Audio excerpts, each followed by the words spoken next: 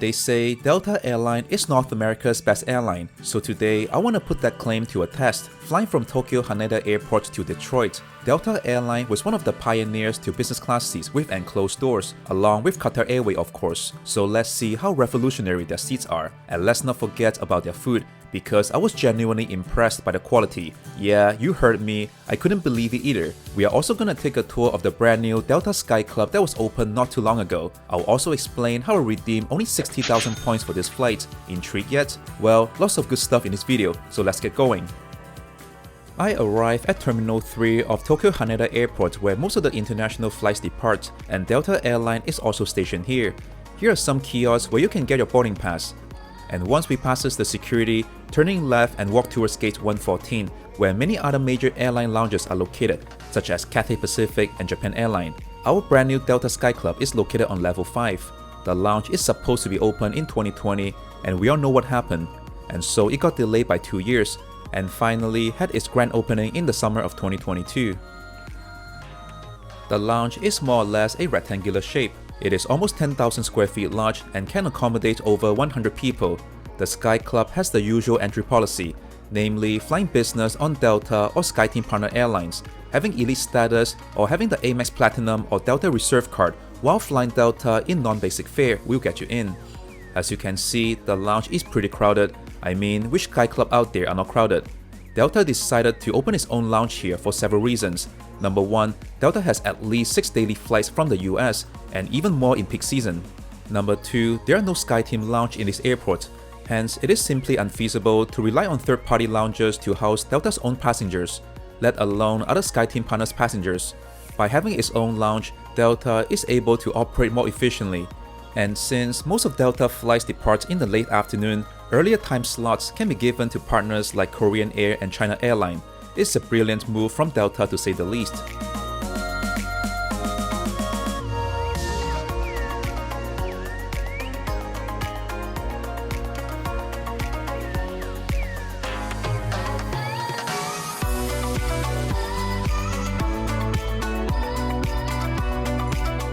The lounge has a wide variety of seatings. They even have 2 quiet booths if you need to make phone calls over here.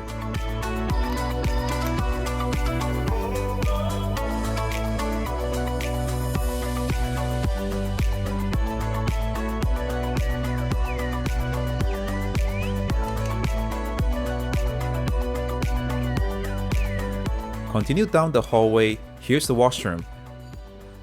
A little further down are the shower suites. Let's get in to take a look.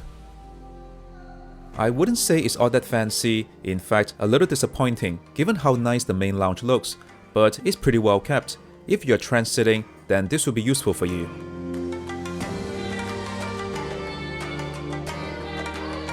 Next is my favorite part of this lounge. It has a wide variety of hot and cold dishes, from Western to Japanese options.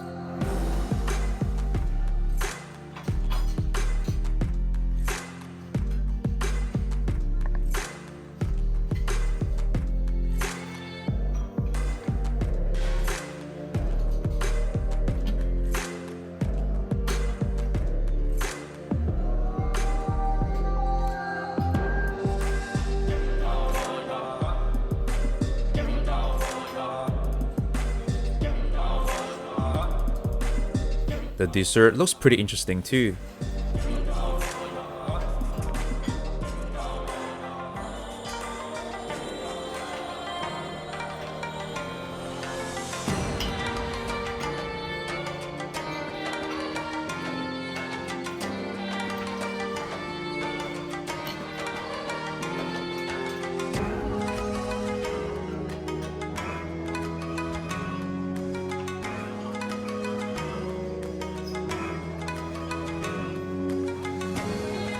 Over here is the Noodle Bar. Amazing options here. I tried the Japanese ramen and the dandan noodles. It's like a sesame cream based type of noodles. Just by talking about them makes me hungry as I'm writing this script.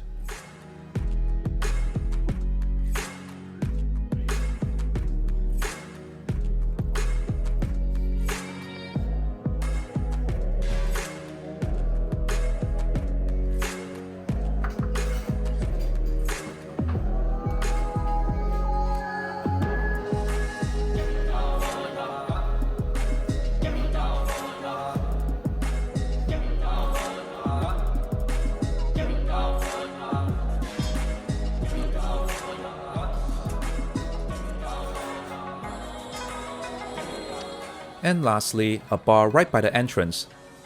That's a wrap for this new Delta Skyclub. Now it's time to get to my gate for boarding. Let's go. My gate number 145 is a bit of a walk.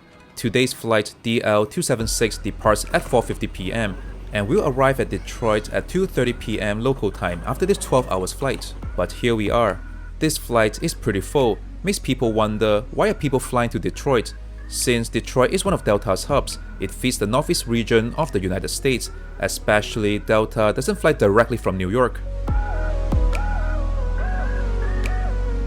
Alright, we are here at our flight. Let's look at today's seat map. Delta's A350 business class has 32 seats, all in the same cabin in a 1-2-1 layout. Seats are staggered between closer and further away from the aisle. Solo travelers would appreciate true window seats like mine. I'm seated in 7 Delta today. While the middle seats would be more suited for people who travel together, there are 4 lavatories for the business class, 1 each per corner of the cabin. They are all pretty tiny, but at least you wouldn't need to wait too long to use one. I was really impressed when I first stepped into the cabin. It feels very spacious due to the fact that there's no overhead bin above the middle seats. I really like the color theme here as well. Each seat has this white enclosed casing, with sleek design both inside and outside these seats. The clever use of blue recessed lights at the side of the cabin and in each sitting cubicle, making this business class product feels and looks very easy on the eye. I like how edgy and sharp these seats are. Reminds me of some fancy sports cars. Many people like the bulkhead seats for the extra legroom, so I have good news for you. These seats in the aircraft do have that extra space. So if that matters to you, make sure to reserve your front seats early. If you're sitting beside a stranger in the middle seat, there's a divider here you can use, as seen over here.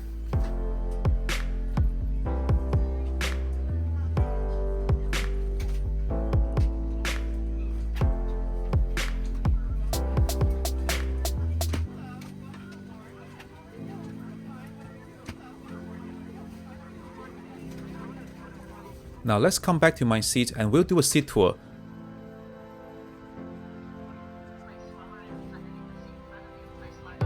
To close the door, just put the latch over here.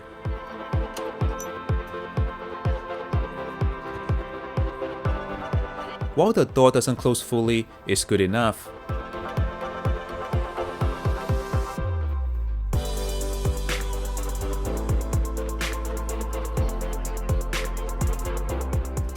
Above the latch is this sharp looking light, which can be controlled over here.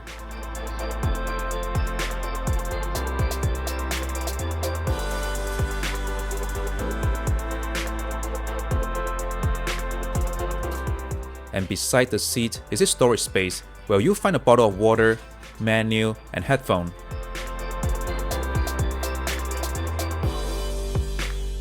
Here's the menu. While it doesn't have many options, but you have the Japanese, Western, or vegetarian options. Here's the pro tip, get the Japanese one, it's really good. I'll show you the meal after takeoff. Anyway, below the storage, you will find the headphone and the power outlets. Hidden in your armrest is the IFE remote control and mirror. You can also put some miscellaneous things here.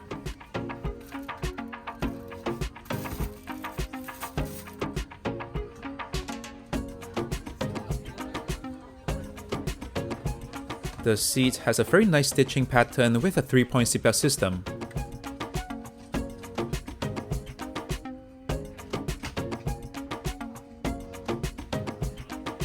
This is how it looks like from the outside.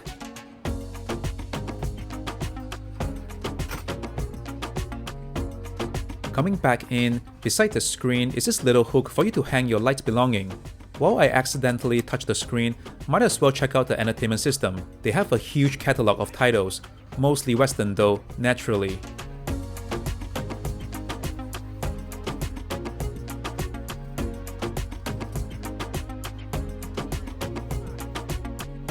While you've been hearing lots of praises from me, the seats aren't perfect though. Just look at the wear and tear over here. Probably not gonna ruin your experience, but just saying.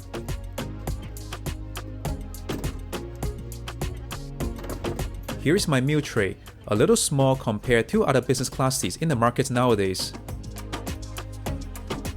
Just look at how pretty this blue recessed light. And yup, Thanks for the reminder, it's gonna be a long flight. Well, it's time to do some unboxing here.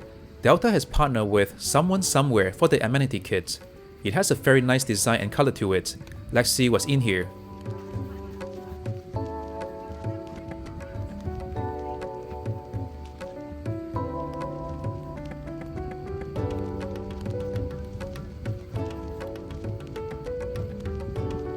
Here's the eye mask that has a matching color to the kit. Here are your earplugs, very useful when someone is singing on your plane, especially if that person is Grammy nominated. Got the reference? Go look it up. Jokes aside, here's a little pouch with even more goodies. Here you'll find a sample size hand cream and a lip balm.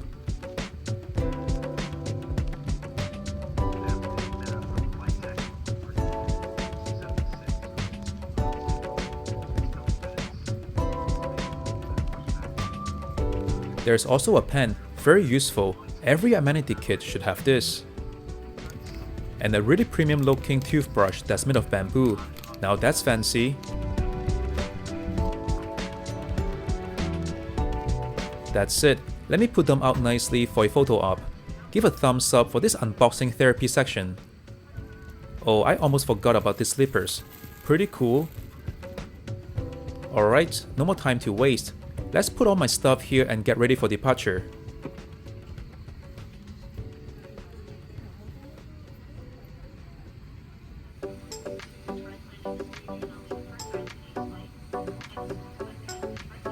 Tokyo Haneda Airport used to be mainly a domestic airport, but since 2014, with the opening of the new terminal and a new runway, it has slowly taken over Narita Airport as the preferred international airport of Tokyo due to the proximity to the city. While Narita Airport is still around kicking, it is mainly seen as the backup option from both the airlines and passengers' perspectives. Gone were the days where you need to commute for up to 2 hours between Narita Airport and the city. Haneda Airport is here to stay and everyone loves it, especially Delta, having moved all their flights to here now.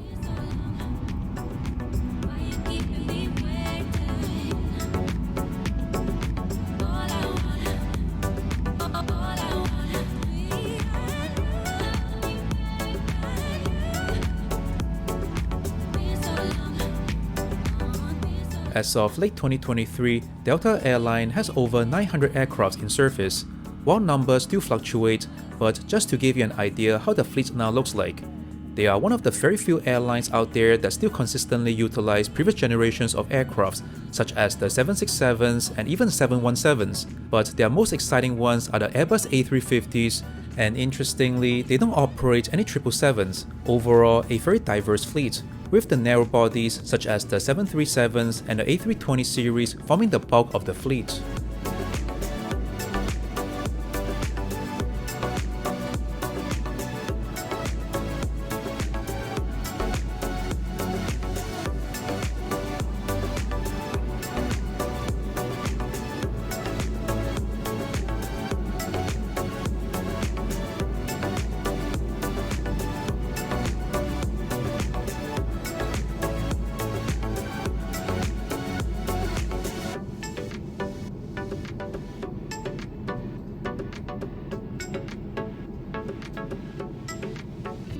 Prior to my meal, I was given a wet towel in this packet. It's pretty fancy and the quality is pretty good. While I was waiting for my meal, I was given the mixed nuts to start. This has got to be one of the most interesting nuts mix I've had in a while, with some cheese and dry fruit along with the mix.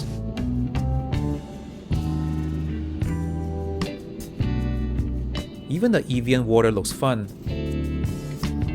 And here comes the entree, the Wagyu beef steak with plenty of Japanese side dishes. The last time I checked, I'm not on either Japan Airline or ANA, so I wasn't expecting a nice Japanese meal in a sky like this. And best of all, it tasted really delicious. Delta has picked a really great catering company for this flight. I'm not sure if the flight from the other direction would have such good catering though, probably not.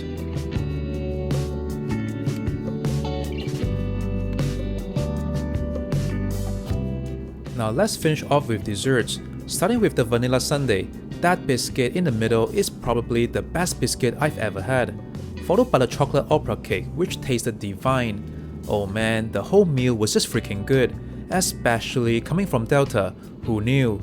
Well, this may not be first class quality, but for a business class meal, easy 10 out of 10. Now have a guess what I'm gonna do next. Sleep, of course. Let's make the bed. The good thing about these Vantage XL seats is that they all face forward, so you don't need to sleep at a weird angle. While the bulkhead seats offer more legroom, it doesn't feel particularly cramped even for my seats at the back.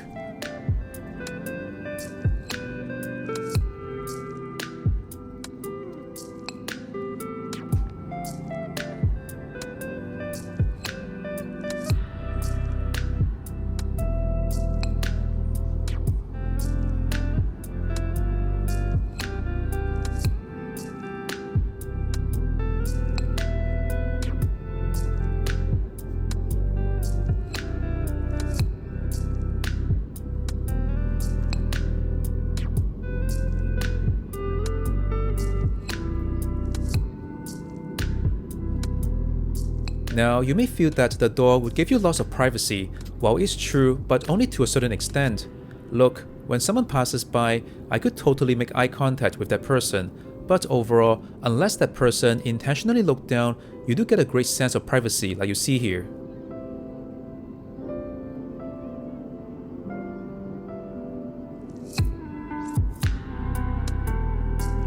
There are some snacks at the back of the business class galley. Just take them all seriously. Who doesn't like Japanese snacks?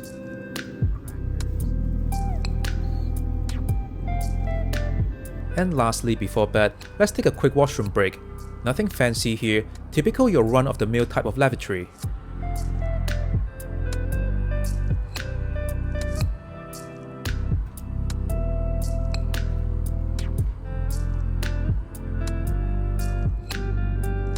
I woke up just 1.5 hours prior to landing for the breakfast.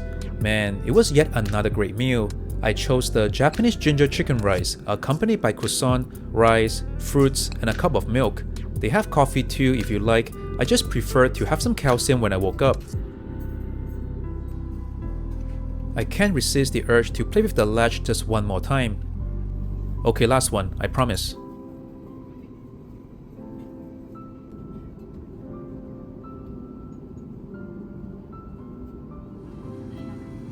So let's do my review here. I came into Delta One business class with the expectation that it's gonna be great. It's after all the best airline in the US, right? I was expecting great seats and nothing else. Yes, the seat was great, I love it, but what I didn't expect was the food. Now granted, that catering company isn't based in the US but from Japan. I doubt the same food quality would be found across the majority of Delta's flights, but still, the effort to have found such a high quality catering needs to be recognized. Visually speaking, the cabin looks sleek, great lighting and nice seat design. I just wish the doors and the casings would be higher, like seen in Qatar's Q Suite. Other soft products like the Amenity Kit and the sleeping set were all pretty decent, but I'll tell you one thing I find inconsistent, their customer service. While the flight attendant who was taking care of me was fantastic, even helping me to take pictures and super friendly to me, the same thing can be said for one particular flight attendant who was constantly harassing me, asking me to stop filming, despite me keep showing her my footage. She claimed that I look super suspicious while I show her I'm just there to do my flight review. Eventually, she stopped serving in my cabin, thank goodness. Seems that I can't even film my own seat in her book. While nuances like this do happen occasionally, the overall experience was positive. I will have no problem recommending Delta One business class to anyone flying long haul. Now, as to how I redeemed this long-haul flight for only 60,000 Virgin Atlantic points, I originally booked ANA first class suite flying from Tokyo to New York. That flight got cancelled, not just a single flight, but the entire route was cancelled. So I called Virgin Atlantic and they rebooked me into the Delta One business class with no additional miles or charges, despite costing upwards of 100,000 miles for this flight. I wasn't happy of course, but given the last minute cancellation, I had no time to react. I just have to accept the best solution. Flying 12 hours in this business class product turned out to be excellent, and I also got to experience their brand new Delta Skyclub in Tokyo, which was such a treat. I've since rebooked my ANA first class suite for another route sometime in future, so all hope is not lost. In fact, I'll be flying that flight next week, but you have to wait for that video to come out in a few months' time, so make sure to stay tuned for that. Alright, saying one last goodbye to my amazing Delta One flight. I'm gonna head to the nearest Sky Club and wait for my next flight to Newark. It's not a fancy flight or anything, just another 737 flight, BFD. I'll have several brand new lounges videos from LaGuardia Airport soon, followed by Air France business class and the brand new lounges as well. If you like the sound of it, make sure to subscribe to this channel and stay tuned for more. And as always, bye for now.